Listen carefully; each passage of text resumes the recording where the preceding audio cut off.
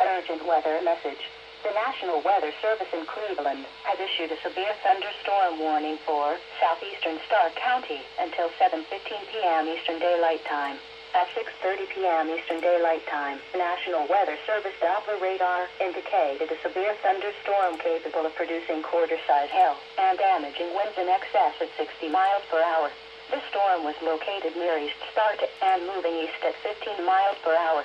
Locations impacted include Waynesburg. This is a dangerous storm. Seek shelter inside now and stay away from windows. Please report hail and strong winds to the National Weather Service by calling toll-free 877-633-6772 when you can do so safely. Repeating, a severe thunderstorm warning has been issued until 7:15 p.m. Eastern Daylight Time for the following county: Stark County, Ohio.